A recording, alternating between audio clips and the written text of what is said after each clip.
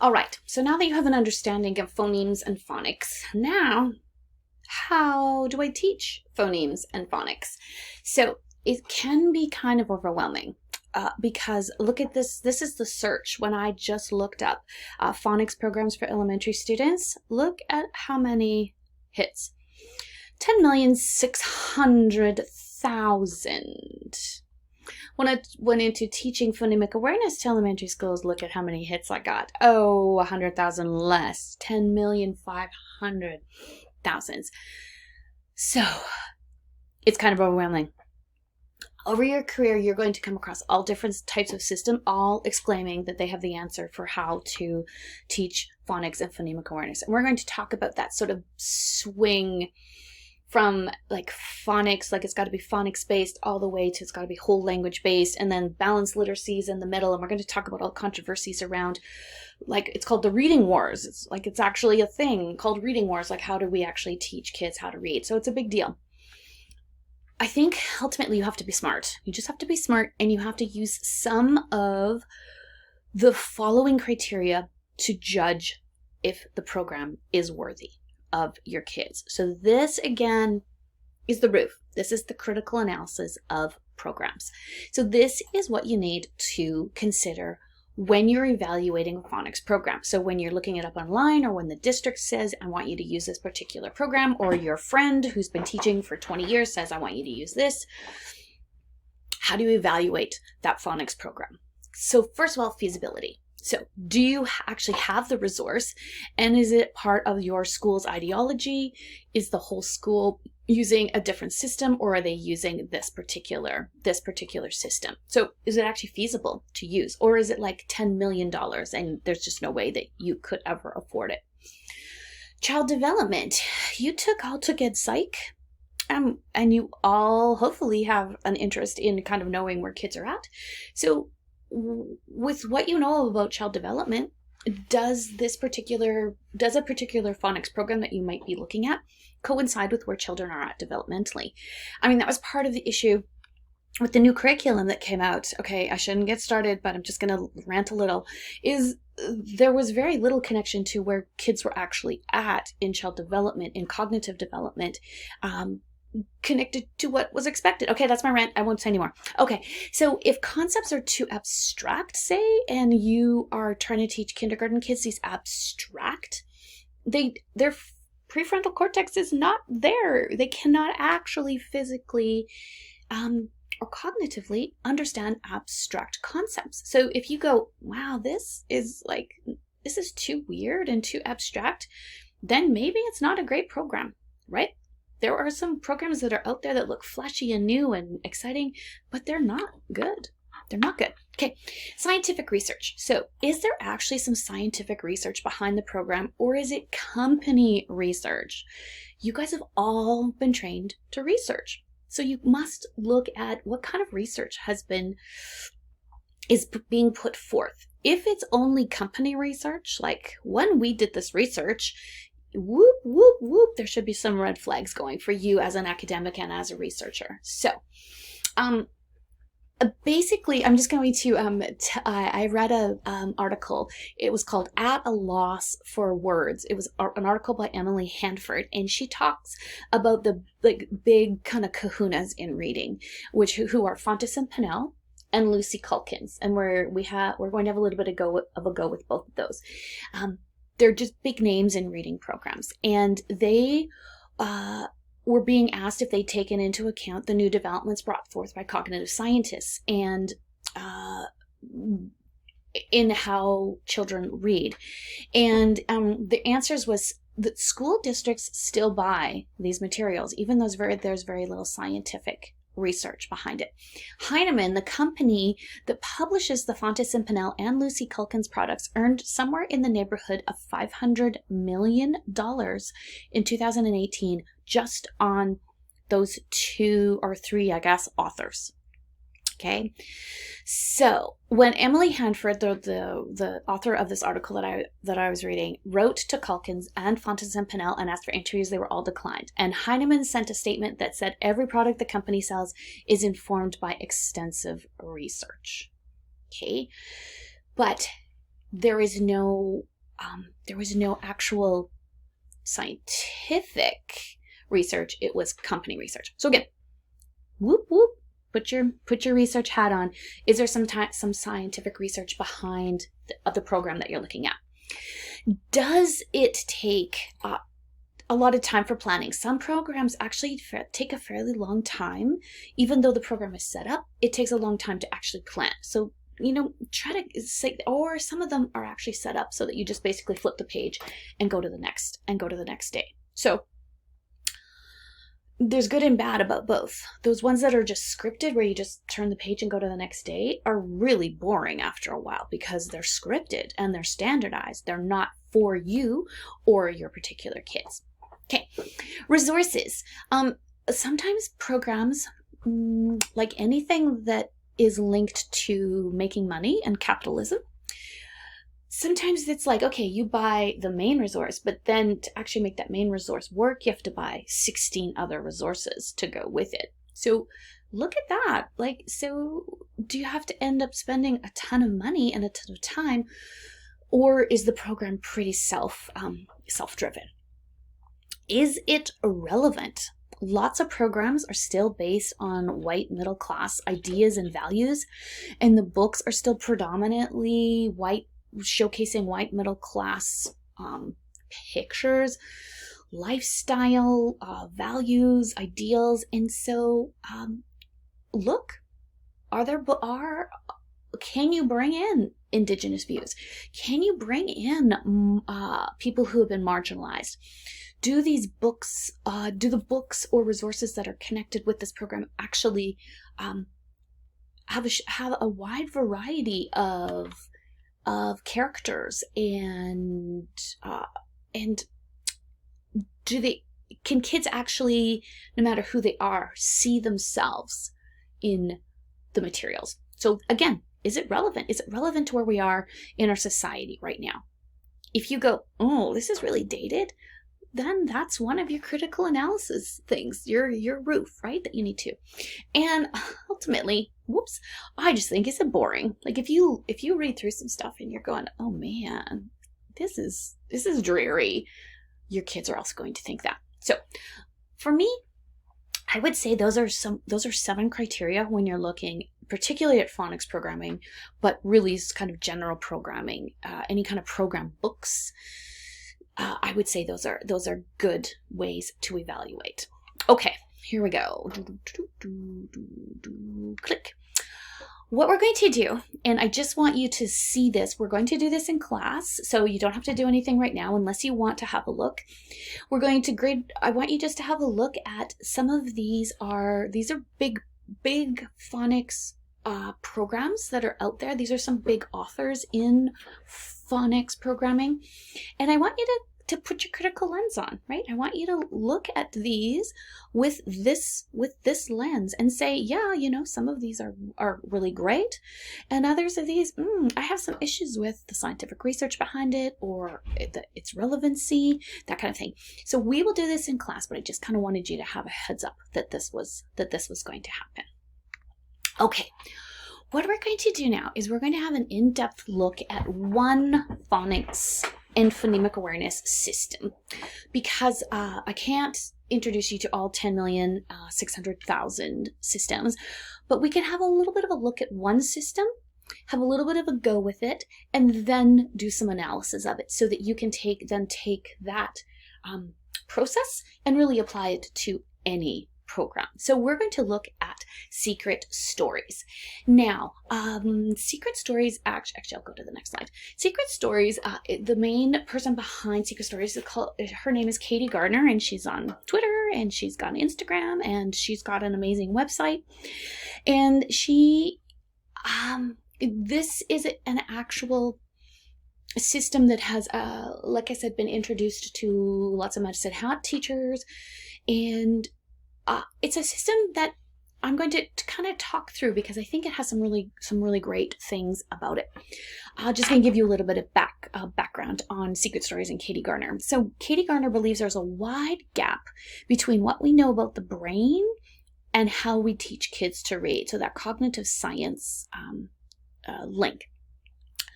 She believes that deciphering the code is the key. So if you're talking about where she lies on the spectrum, she's probably more towards phonics, but how she does it is quite different, I think, than how we sort of traditionally think about phonics teaching. So all of the rest of the presentation today here is from one of her presentations. So I'm going to give her all the credit for all of the rest of the slides and the ideas. I am just sort of relaying this to you so you can see what is part of what's part of a phonics unit. Okay, so if you're interested in reading her research behind this, it's a little long,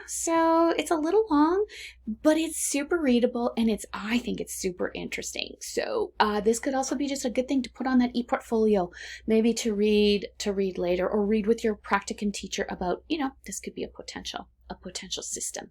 Okay, so what I want you to do right now during this our time together here in this lecture time is I'm going to do this little exercise here. So I want you to do this. So go get a piece of paper and a pen or a pencil. So piece of paper, pen and pencil, or a whiteboard, something like that.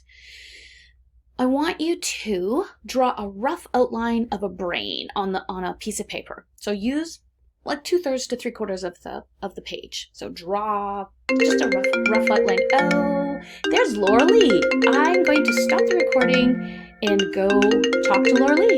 Thanks, bye. All right, all is good with Laura Lee, and we're back at her here. All right, so again, I want you to have a piece of paper, draw a rough outline of a brain on the piece of paper, and then I want you to pick, as it says here, pick 10 random letters and write them down inside your brain. So any 10 letters that you like, write them down inside your brain. Okay, so do that. Then I want you to pick 5 high-frequency sight words and write them inside the brain next to the letters. So if you're like, I don't know what those high-frequency, here's a list. So you could just pick 5 from this particular list that you want to write inside your brain next to your letters. Okay, so you could pause me if you need more time, but if not, then don't worry that there's no 3 for you people who are numerical. There's no 3, just don't panic. Then I want you to draw a picture of your favorite animal outside the brain anywhere on the page. So whatever your favorite animal, just do a sketch, do a stick animal with some kind of defining characteristic, and put that outside of the brain. Okay, so now what I want you to do is, using only the 10 letters and the 5 sight words inside your brain, I want you to write me a 2 or 3 sentence description, maybe a paragraph description of what your animal is and why you like it so much. Okay, so go. Only the 10 letters and the 5 sight words. 1, 2, 3 sentences, what your animal is and why you like it so much. Okay, you getting the idea? That, of course, this is super difficult with such limited, without letters or the code, there's very little writing or reading, right? So you can see the picture here of the teachers are like, what? How can I do that? But this is what we expect our kindergarten kids and our grade 1 kids. We want them to be writing and reading, but they actually don't have any tools. They don't have the code. They don't understand what is going on. So if the kid does not have the letters or the coding, they cannot experience the writing. They can only kind of watch the show, Katie Garner says. They can never be part of the show. So the more tools the kids bring to the table, the more value that they actually take away every day. So basically reading and writing starts with knowing the code. So they need to know the letters in order. I'm actually just going to read this because I think this is really important. They need to know the letters in order. They need to know the letters in order to start down the path to reading and writing. And then they need to know how the letters are combined because that is really what reading and writing is. It's not individual letters, it's how they're combined. If we just teach individual letters and sounds without ultimately combining them, they are like you with this exercise. You know what you want to write, but you have no tools. They are willing and they are eager, but they need to be armed with the skills of letters and coding. And all of this needs to happen, according to Katie Garner, quickly, not over years, not starting with a few letters in K and a few more in grade 1 and a few more in grade 2. She said they need everything all at once, and they can actually handle it if you teach it to them in the correct manner. Okay, so remember the chaos poem. There are just so many weird combinations, right, in the English language that they see so many exclusions to a sound, probably more than, like, when you say A is for apple, and then they see all sorts of other sounds that A makes, that they go, there are more exceptions to this letter sound than rules. Okay, so they need lots of info to be able to read and write, and if you just teach what is in prescribed curriculum, they don't actually have enough to read and write. And so she's advocating for lots of information and very quickly. Okay, so basically, her pedagogy is based on neuroscience and what is happening in the actual brain for a 4, 5, and 6-year-old. We need to shift brain antagonistic to brain compatible way. So basically, it's like swimming against the current when we don't actually teach kids in the way that their brains are actually thinking. We need to align our teaching in phonics to go with the stream and not against the stream. We need to also include social emotional brain development because that's really where our kids are at in these early stages. It's all, if you've dealt with 4, 5, and 6-year-olds, it's all about how I feel. It's all about me. And so if we can connect to that social emotional piece in the brain, it's like a dynamite. Okay, so you have to meet the kids where they are at developmentally instead of trying to teach them those abstract ideas. When that frontal lobe is not developed, they cannot actually understand abstract ideas. Especially our K and our grade 1 learners are concrete learners, right? They're basically just a few steps away from still shoving things in their mouth to figure out what is going on in the world. So they're not in the abstract phase yet. And so we need to give them actually concrete experiences first with this very abstract concept of phonemes and phonics. It's a very abstract concept. Okay, so teaching phonics is not natural, and there's really no inherent meaning to it. So like I did that little example of what we think of the word for computer could be beak bok geek gok gok, right? Like we have just assigned these weird combinations of letters and sounds to tangible objects. There's no reason why a computer wouldn't be called a geek gok gok gok gok, other than we made it so that it actually made sense. Okay, so Katie Garner says that we can show them the B and give them the sound. B, b, b, b, b. B is for bat. B is for ball. But until their brains are developmentally ready, we are just like a salesman that won't go away. It's just they can't grasp it because they're not cognitively just not there. So we have to meet them developmentally where they are at. We have to meet them where they live. They're in an emotional, social, emotional area. Okay, so that's kind of her scientific background to that, is we have to be connecting how we're teaching them to the actual brain development. Basically, she calls it, when we teach, there are elephants in the room when we talk about alphabet sounds, like A is for A, B is for B, ball, C is for K, cat, because they don't make sense when we teach the alphabet like that. Okay, so A is for anteater is actually not the best sound. Plus, who knows what an anteater is? And we as adults know that anteater starts with A, but kids don't inherently connect that anteater starts with A.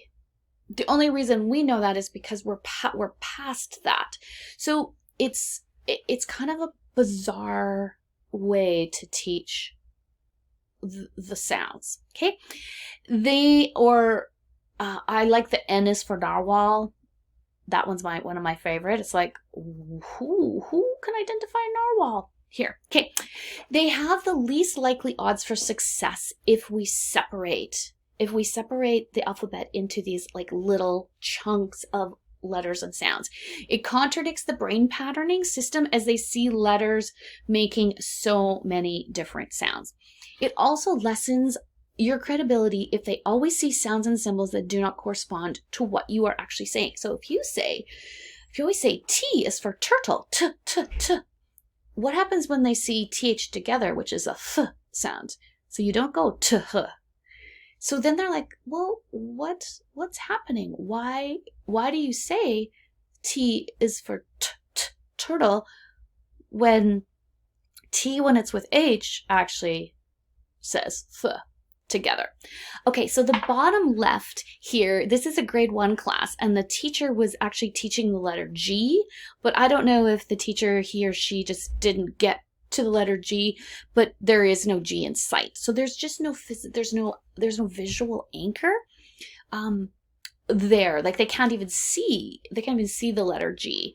And it's if you say g for goat, they're like, okay, they got nothing. They're 4, 5, and 6-year-olds, right? They got nothing to hang onto it in there. Okay, so again, this is probably how most of you were taught this, but this new phonics system is saying, maybe it's not the way, because of the brain development of kids. Okay, basically also, kids will really see what we're saying as contradictory. So if we say A is for apple, O is for octopus, O, and then we have August, but why is A making O's sound? Why is there an A in that word? I thought that O was supposed to say ah. So they see so many contradictions. And so when they see so many contradictions, it's counterintuitive to our brain's idea of a pattern. We like patterns. We like when we can fit things in nicely around. And there's what Katie Garner says, there's a big gap in the breadcrumb trail when you give them A is for apple and then Ah is for August. A, ah, very different sounds. And when it's very contradictory for them. Letters, when on their own or in an alphabet chart, always act and sound properly. So when you just look at them like A, B, C, so when they're just separate, they act properly. However, in text, letters combine and do weird things. So we have to open up this code fast for young kids and really, really quickly for older readers who are struggling. What'll happen is if they always see the alphabet chart separately, like A is for apple, and then they see August, they will stop thinking and analyzing because there's just so many gaps, and they have to rely on memorization, and there's just too many things to memorize. We really want our kids to ask why. So we want our kids to go, why does A say ah here, but you're telling me that A is for apple, right? We want them to be analyzing. We want them to not just be memorizing. We want them to know why these guys are saying this in this particular situation. Okay, here we go. So again, this is a little bit like the chaos poem, but if you need a little bit of a break and you've never seen this I Love Lucy episode, it's pretty funny. So you should just take a little break. If you're good to go, you can keep going, but teaching reading is not intuitive. This poor guy has difficulty with the whole concept. Okay, so basically, Katie Garner is proposing that we do a it's called The Better Alphabet Song. And Chantel, I know that you alluded to this in class. And what I want you to actually do is I want you to click on this link, and I want you to sing through the alphabet song, starting at 12 minutes on this particular video. I want you to actually sing it, because we are going to sing it in class together. So you could just be ready. While you're singing it, I want you to consider how learning the alphabet this way may be positive or negative for young children. And we're going to have a little bit of a discussion about that. So nobody's around, flick it on and sing The Better Alphabet Song. And I think you'll start to go, oh, that makes some sense in here. Okay, now you probably hopefully remember us talking about sight words, and these are words that in some systems the authors would say kids have to be able to recognize sight words instantly because they happen so frequently in text, like the, an, day. Those kind of words. And what Katie Garner is saying is, which is a little bit different than what I might have introduced to you last year, or Carolyn introduced, because we want you to have a couple different ways of thinking about it, is she is saying that the prize for memorizing a sight word is just one word. But the prize for knowing a secret, and we're going to get into these secrets, is hundreds of words. So she is saying that we need, the less of the code the kids know, the more words they have to memorize. And that is not how 4, 5, and 6-year-olds think. Memorizing 300 sight words is not sort of within their realm. And so she is saying that there are a lot of the sight words that are on the Dolch or Fry sight word list, and I put those down here. So if you're like, I don't know what you're talking about, just have a click on these to see. These are words that kids, some proponents like Dolch and Fry are saying the kids need to be able to just recognize these words without sounding them out. Katie Garner is saying we should be able to give them enough of the code to be able to decode most of these sight words, so that they have a chance at understanding all of these words. Okay, so this is a pretty common: give a man a fish and you feed him for a day, teach a man how to fish and you feed him for a lifetime. And that's what she is saying, is we can teach them, get them to memorize, flashcards, these sight words. But if we can teach them the code and how to decode, they can decode any word.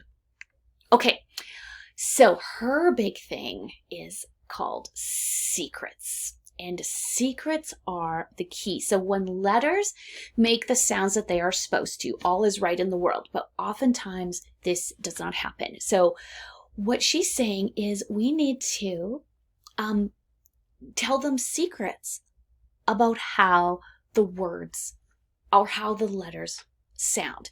And it's just, when you hear somebody telling a secret, what do you want to do? You want to hear the secret.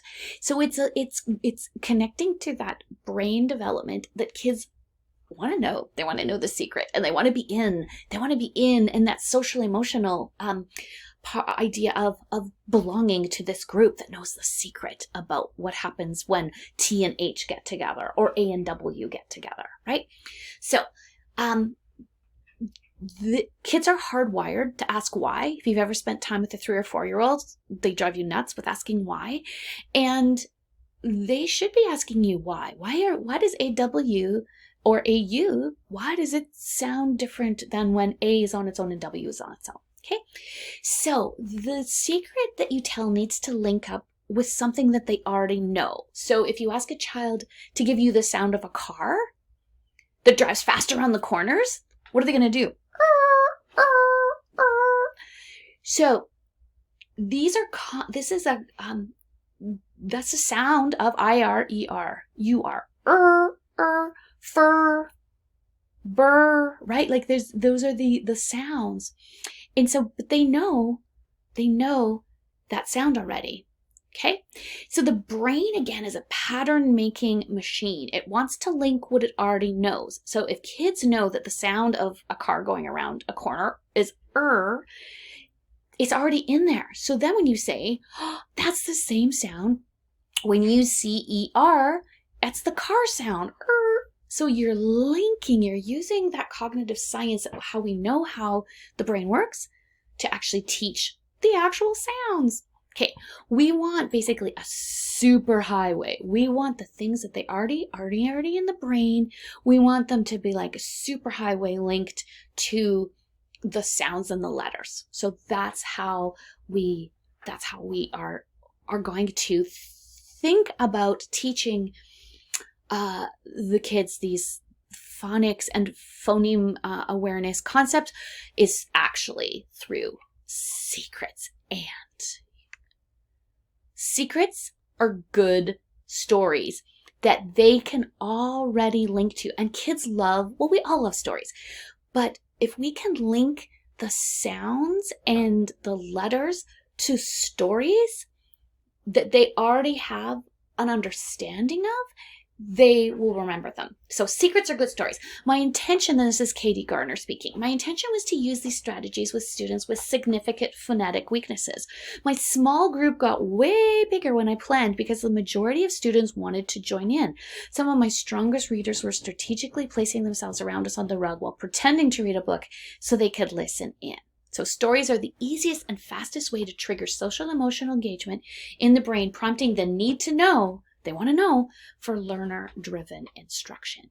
So basically, we want to tell stories that they already have an experience with, because the synapses, remember, it's like the synapses are already created in there and they already have somewhere to link it to, versus going, A or N is for narwhal. They're like, first of all, I don't know what an N is, and I certainly don't know what a narwhal is, and I actually don't understand what you're saying at all. Versus, have you ever been in your car and your parents squealed around a corner? What sound did that make? They know that sound. That's already in there. Okay, so they will also have more tolerance to go over phonics and phonemic awareness if it's all about stories, right? You're gonna get your high level kids and you're gonna get your low level kids, because that's a hook. It's a definite hook to get kids interested in phonics. Okay, so it's so exciting. I want you to actually watch this first video here, because look at the kids and how excited they are to be writing out things and to be listening to words and to be trying to decode. This is just super exciting. If you really want to watch Katie do the vowels, you can watch this particular video, but this one for sure, stop me here and just watch the video. It's just super exciting to see these kids so into it. Okay. The more tools that we can give kids around how to decode and how to combine phonemes and how to connect that to phonics, the more tools a child brings to the table, the more value the child can take away. Remember that exercise where you could just have a few letters and a few sight words and then you were asked to describe your favorite animal? We do it to kids all the time. We don't give them enough tools to actually do what we want them to actually do. So don't worry about spelling here, but let's have a look. Can you figure it out from the sounds? So she's using Y, right? Vacation.